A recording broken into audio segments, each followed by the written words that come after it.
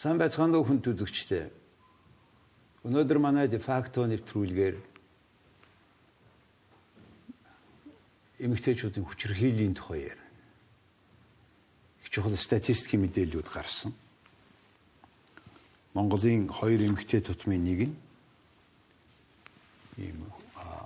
Жендэрт суурилсан хүчирхийлэлд амьдралдаа нэг удаа өртөж исэн гэж хэлсэн байна. Энэ тухай их сонин арга хэмжээний сүүлийн үед болсон.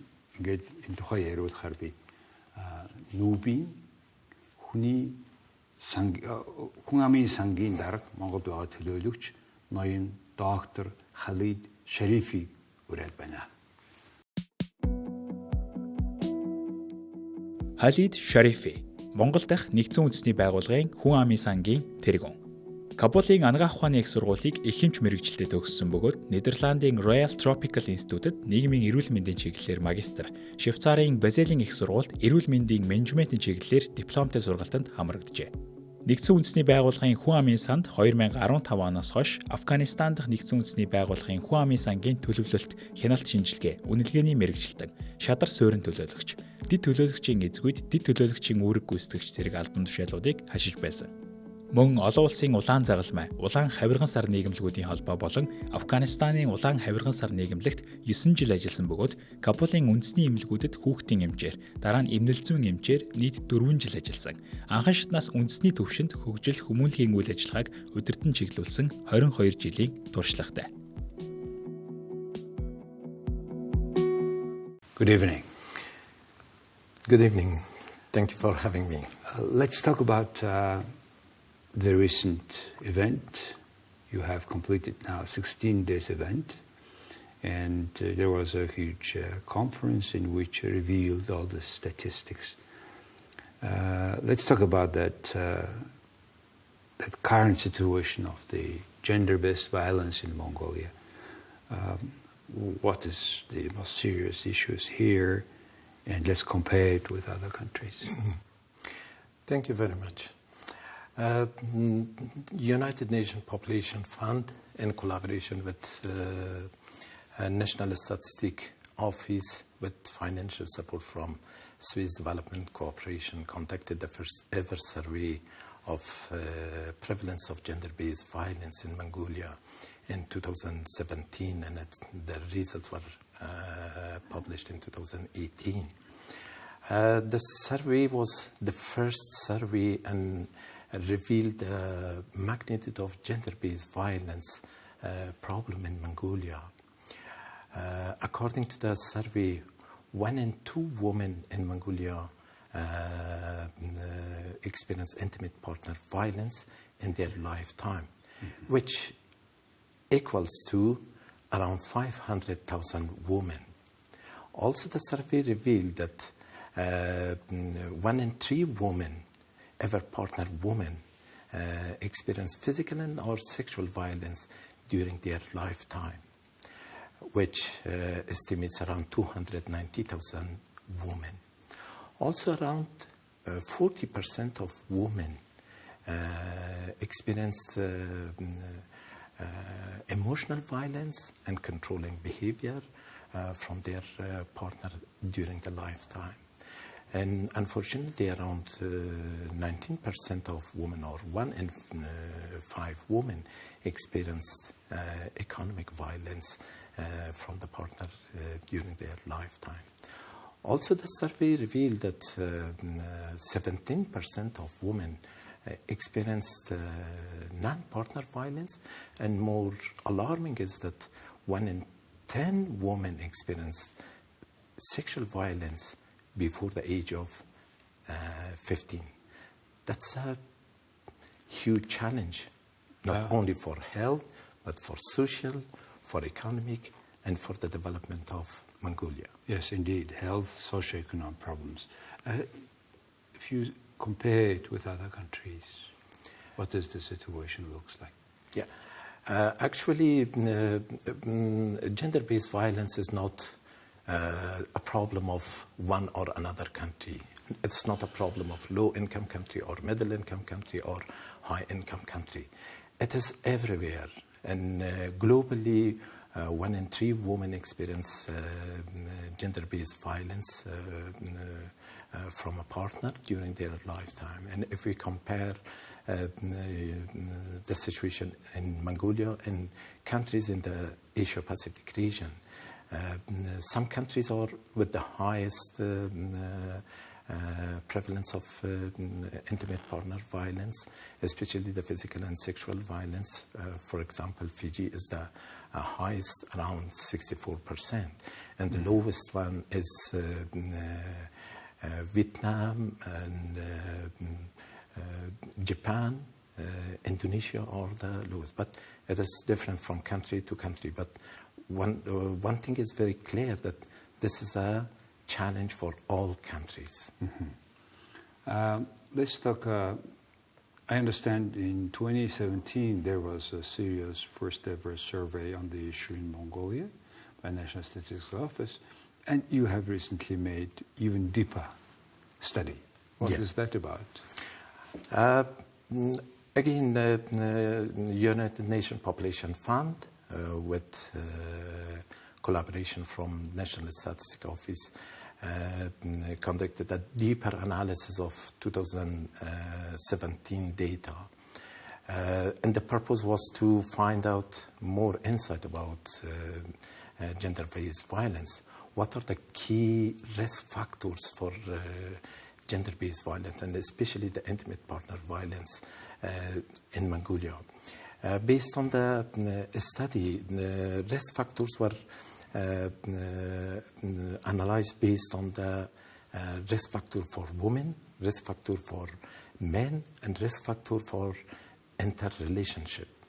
Based on the analysis, it was found that men who are has lower education, men who is unemployed, men who are frequently use alcohol, and at the same time men who are fighting with other men, and men who has relationship with other women.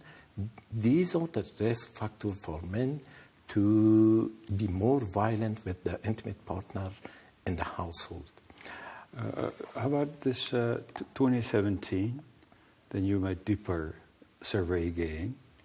If there is any dynamics, trends, whether it's going down or up, have you made this kind of comparison? Actually, the first survey was in 2017, and based on the global standards, every 7 to 10 years, the survey should be repeated in the country to provide a trend analysis. So this is still our first survey in Mongolia, and still we have the second survey. The second survey is expected in 2025 or 2026. So once that survey is conducted, then it will provide us a clear situation that between 2017 and 2025 or 26, how is the difference? But that analysis was again based on the data of 2017. This analysis, yes, 2017. Now, about 6 years or so, and I understand in 4 years or in 3 years there will be a second, and we will see the trend. Okay, let's go a bit dig deeper into these reasons. You said the men with a lower level of education or unemployment or alcohol. And so can we conclude that the main reason is a kind of poverty or so? Do you have a particular index based on poverty? Yeah. Let me complete this, the previous question. Based on the analysis, the factors which are increasing the vulnerability of women to violence is if a woman experiences violence in the childhood, or witness violence, beating her mother at the childhood, and she witnessed. This increases the vulnerability of women to be experience violence at the adulthood. Also, the deeper analysis showed that poverty at the family level is one of the contributing factor to increase vulnerability, because poverty is associated with increased level of stress, pressure, and that can lead to violence at the family level. Also, the survey indicated, based on the secondary analysis, that families or women with more two children, they experienced more violence than the woman with less than two children. Yes, exactly. Poverty is one of the risk factors for but it doesn't violence. mean that non-poor families have no violence. Exactly, it's not. But one of the risk factors that increase vulnerability of women to experience violence. Yes. How about alcohol? Alcohol consumption is also one of the risk factors based on the deep analysis. If a man is drinking alcohol outside the house and coming back drunk at home, so they cannot control themselves, and they commit violence against the partner. Okay, so this is not, say, good picture of current society, in particular in families, in particular with the statistics say that one of 3 women somehow got this gender-based violence. So that's the situation. What is Mongolia in general doing to change the situation? Obviously, I don't think in 2017 it was so much better, and then it's become so worse now. So it looks like a trend for long term. So what Mongolia is doing, how do you see from your perspective? Yeah, actually, there is a high political will and a commitment from government side to promote gender equality and prevent gender-based violence.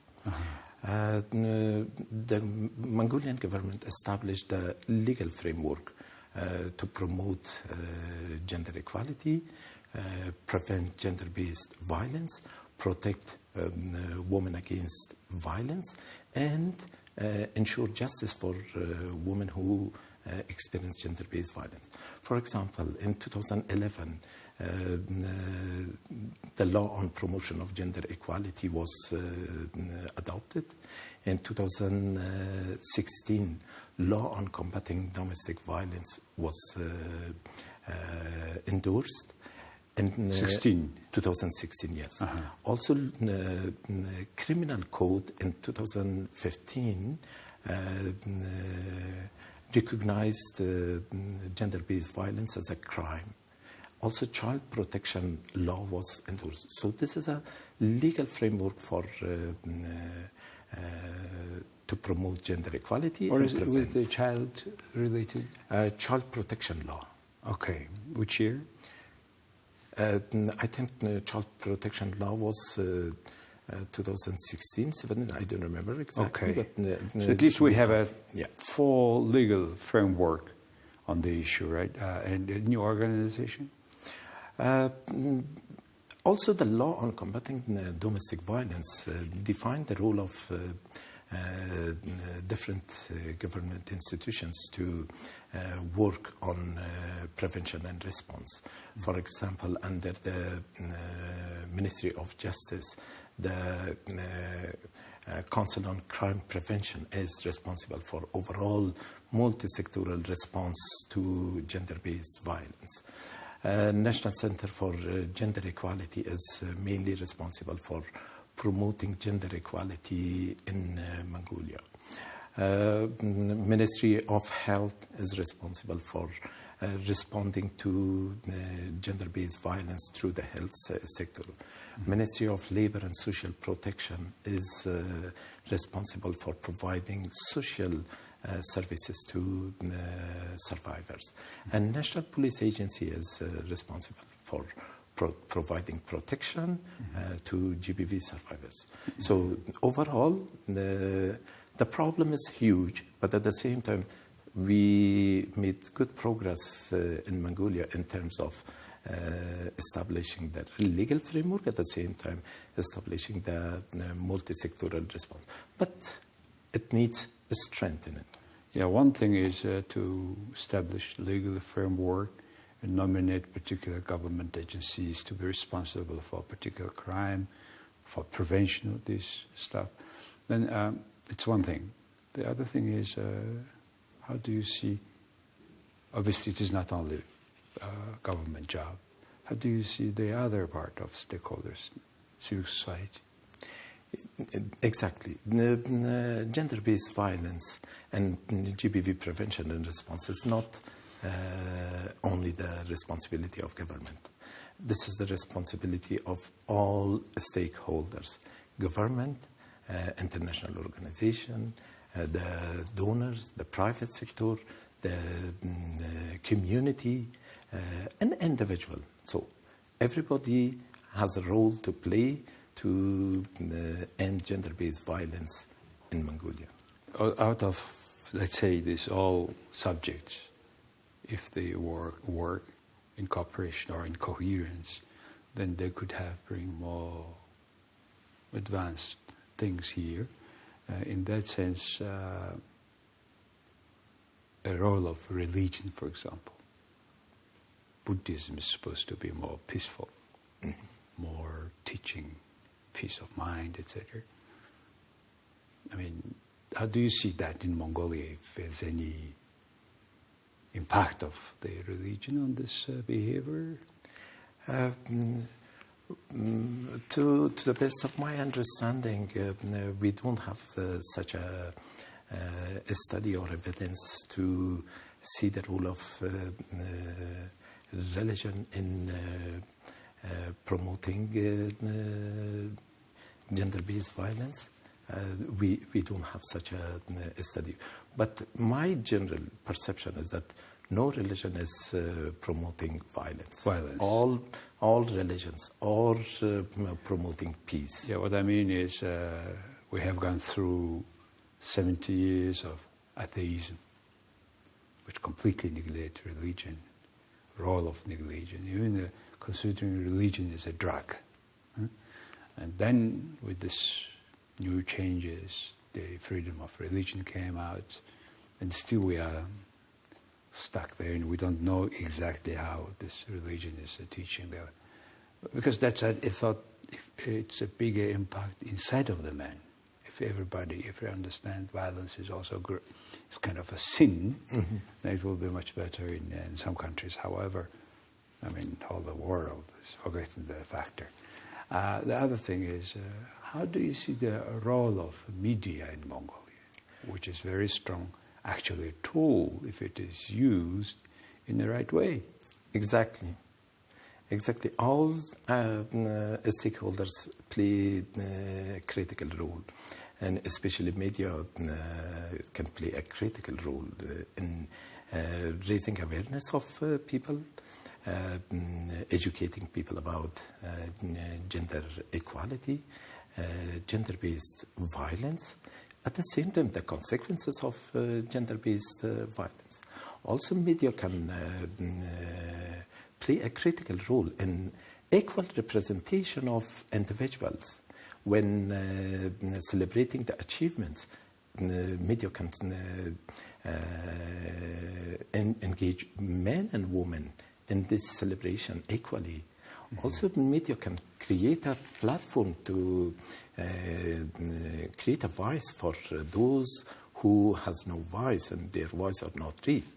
Also, media can create a dialogue platform to challenge the gender stereotype at the community, which are one of the root causes for gender inequality and gender-based violence in the country. Role of media is very critical. Yes, you said very correctly about the gender stereotype. Very strong in Mongolia. Men should not cry, men should do this and that, women should do this and that.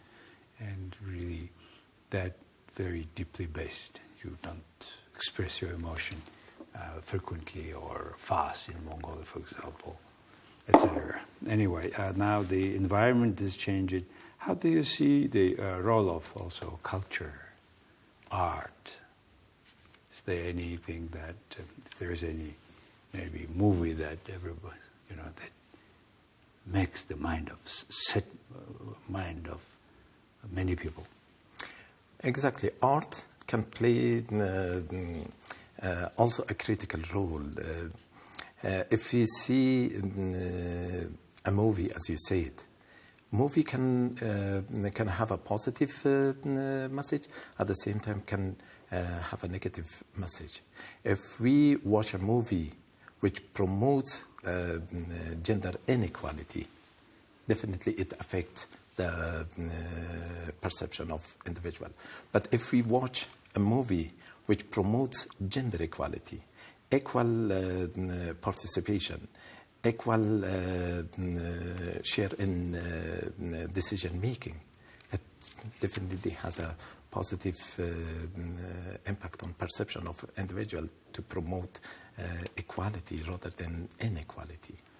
You also mentioned about a girl who had gender-based violence in home, maybe a father beating mother, would have more chance closer to this kind of violence somehow. So looks like education in the schools are to play an important role. How, in our school programs, do you think it is sufficiently reflected, this concept? Actually, UNFPA closely work with the Ministry of Education and supported the integration of comprehensive sexuality education into a school curriculum. But education is one of the entry points that needs to be focused to integrate the gender-based violence prevention concept and gender equality concept into the school curriculum. So with this, we teach the students who are at a very early stage of their life to adopt a positive attitude towards each other, and at the same time they have a clear understanding about gender equality, decision making, how to respect each other, and at the same time consider the negative impact of gender-based violence in the future. So school is an opportunity to address those stereotypes which are common in the countryside. Yes, indeed.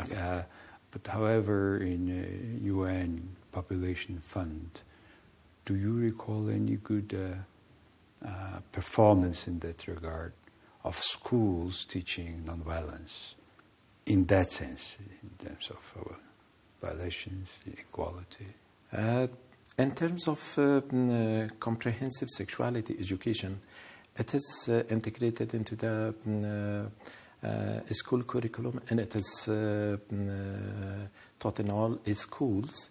However, in that comprehensive sexuality education program, limited topics about gender are included, but we need revision of the curriculum to integrate more comprehensive concept of gender equality and prevention of gender-based violence. I was just wondering, the issue is now prevention, and prevention is to start at very early age. And it would be interesting if your fund kind of evaluate the level, the strength of that teaching in the schools in Mongolia, for example, compared with other countries. That would be one of the substantial steps towards prevention in the society, no? Actually, last year, United Nations Population Fund conducted an assessment of readiness of schools to integrate GBV prevention into the school curriculum. The result of that study showed promise that Mongolia would be one of the best countries to pilot this integration of GBV prevention into a school curriculum. And now we are working in designing an operation research on integration of GBV prevention into a school curriculum. And hopefully we will be able to pilot this operation research in 2024 and 2025 in Mongolia. That would be a good opportunity based on our discussion with the Ministry of Education. There is an opportunity to revise the curriculum of secondary school in 2026. So 24 and 25 would be an opportunity to generate evidence and provide enough evidence for the revision of the curriculum. Sounds very good. Is the pilot project only for Mongolia or other countries? Actually, UNFPA with our regional office in Bangkok, we selected Mongolia. If it is successful in Mongolia, it would be a model to be scaled up in other countries. Then why Mongolia is selected? Because Mongolia already integrated the comprehensive sexuality education. It is in all curriculum. This is one of the strong points. And the second strong point is that Mongolia already established the multi-sectoral response to gender-based violence. So these two concepts are working together to make Mongolia more a promising country for piloting that intervention. And more peaceful in homes. Exactly. Well, interesting. That would be a good point to discuss in 2024 or 5 when this kind of survey result comes. But however, nice to hear that you are in Population Fund is really doing their jobs, bringing attention to this kind of things that public does not see every day, though that's just to hear. And what would be your idea to media in that regard? To media? To this education, to this against the home-based violence.